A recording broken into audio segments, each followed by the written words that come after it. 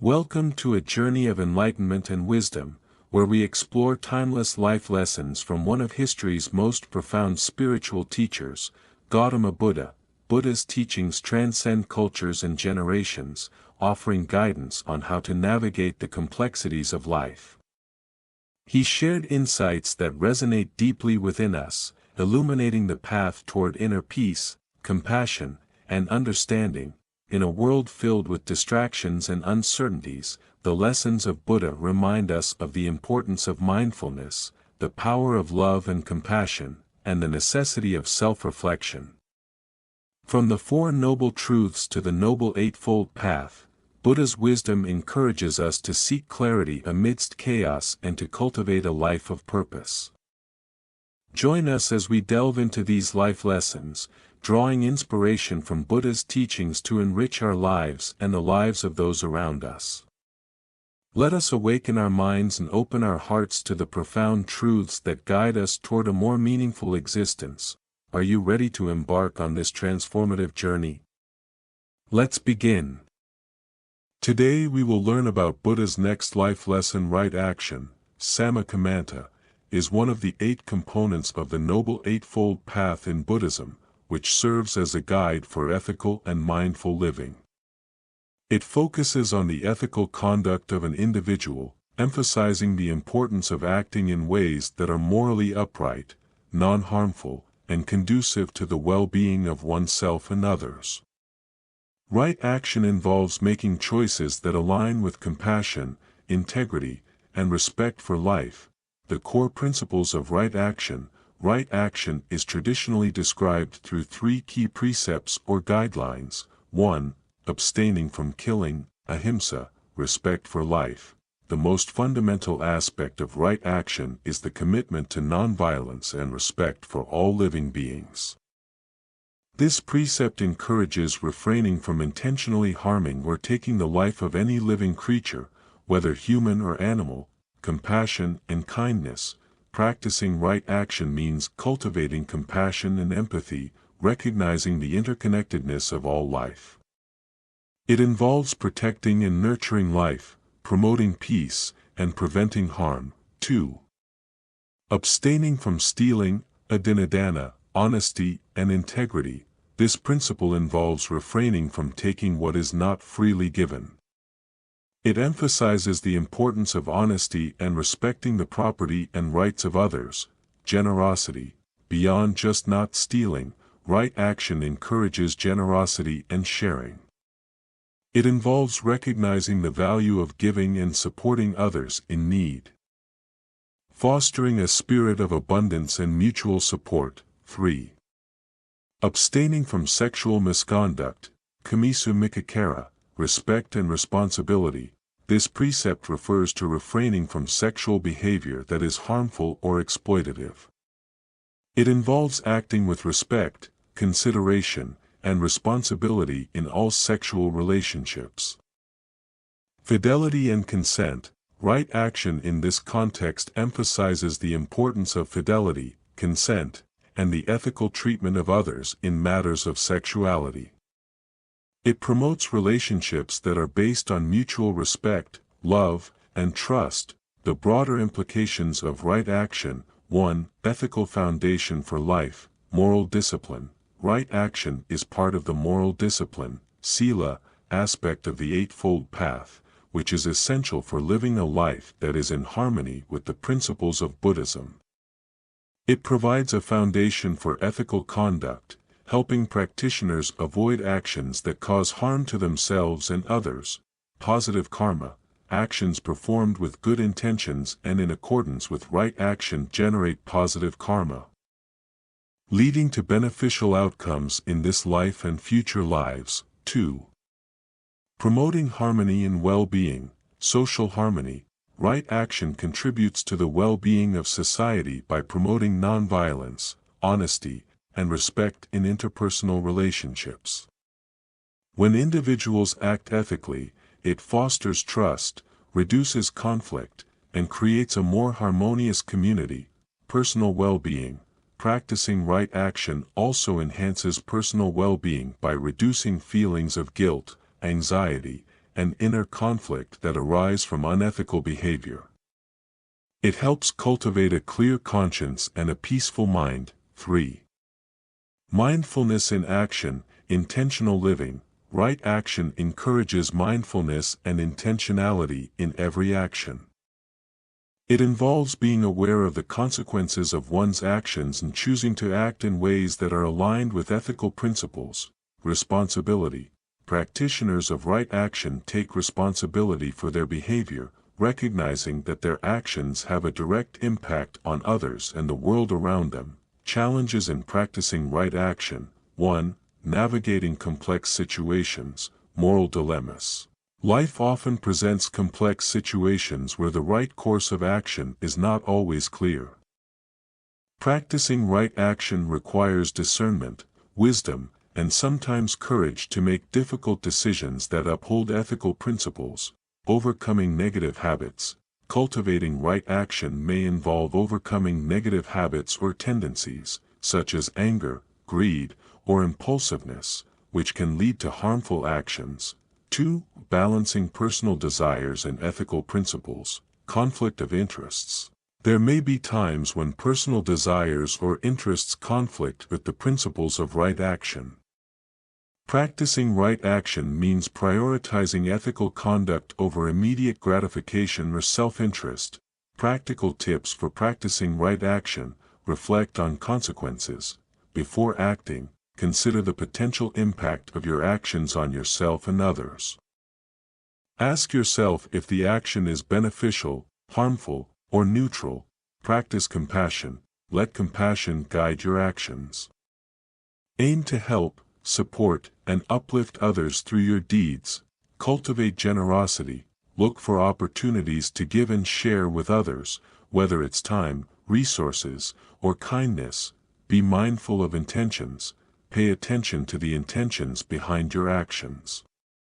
Ensure they align with ethical principles and the well-being of all involved. Seek guidance. When faced with difficult decisions, seek advice from wise and ethical individuals, or reflect on Buddhist teachings to find clarity. Conclusion: right action is a cornerstone of ethical living in Buddhism. It goes beyond simply avoiding harm. It involves actively choosing to act in ways that promote peace, respect, and kindness. By practicing right action, individuals contribute to their own spiritual growth and the creation of a more compassionate and just world. This practice not only helps in cultivating a harmonious life but also paves the way towards enlightenment by purifying one's actions and intentions. A short story on right action.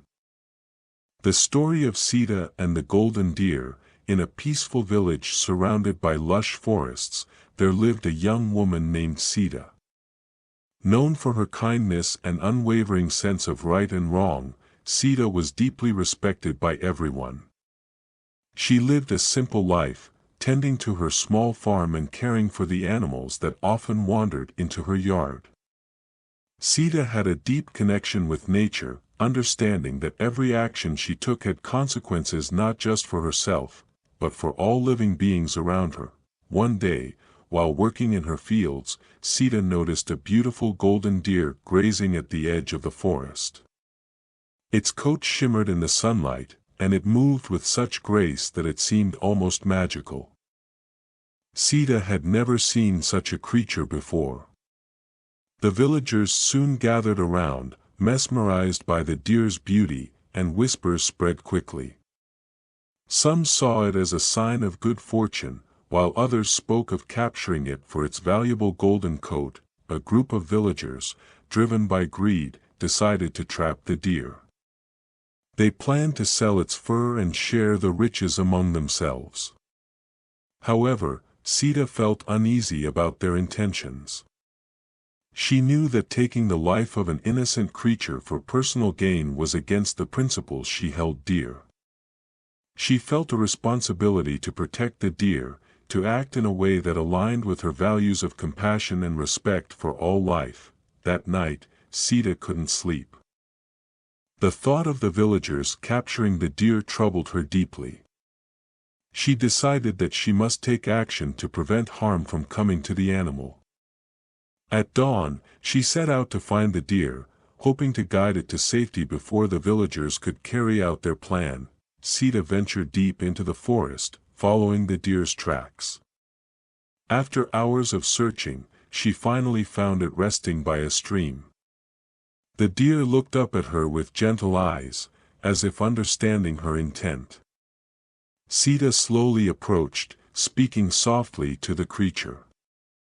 She knew she had to act wisely, for any sudden movement could frighten it. As Sita reached out, the deer stood still, allowing her to gently touch its golden fur.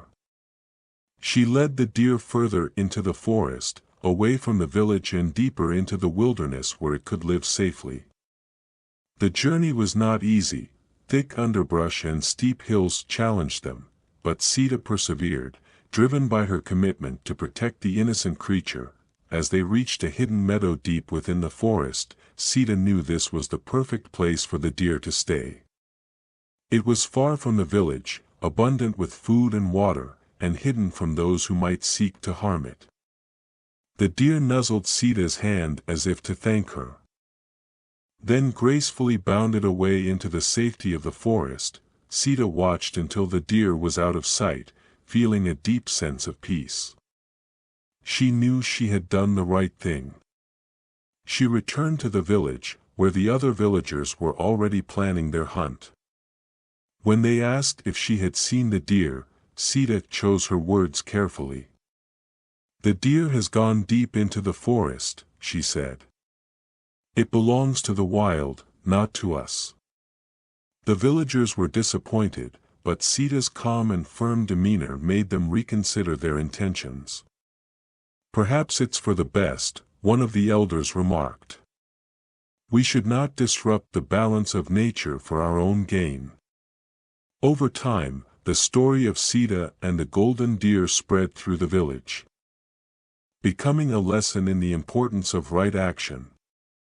The villagers began to reflect more deeply on their choices, considering not just their own desires, but the impact of their actions on others, whether human, animal, or the environment. Sita continued to live her life with integrity, knowing that every action she took, no matter how small, had the power to bring either harm or healing to the world. And the golden deer, which some said was a spirit sent to test the hearts of the people, was never seen again. But Sita knew in her heart that she had made the right choice, protecting life and honoring the principles of right action. And in doing so, she had not only saved a life but had also reminded her village of the power of compassion, respect, and ethical living. The village thrived in peace and harmony, with Sita's example guiding them towards a path of kindness and wisdom. Thus, the story of Sita and the golden deer became a cherished tale, passed down through generations, reminding all who heard it that true wealth lies not in gold or riches, but in living a life of integrity and right action. Thank you for joining me on this journey through the timeless wisdom of Buddha. We've explored profound life lessons that offer us a deeper understanding of suffering, the nature of our desires, and the path to true inner peace and liberation. The Four Noble Truths teach us to recognize and accept the reality of suffering, to understand its origins, and to believe in the possibility of its end. By following the Noble Eightfold Path, we can cultivate a life of mindfulness, compassion, and wisdom, leading us to profound inner transformation and lasting happiness.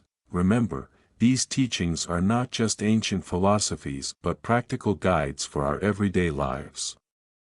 Whether it's through right understanding, right action, or right mindfulness, each step we take on this path brings us closer to a state of balance and serenity.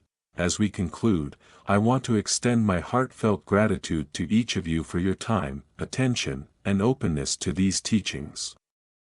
Your willingness to learn and grow is the first step towards a more enlightened and peaceful existence. Thank you for being a part of this journey. If you found value in these lessons, please share them with others who might benefit.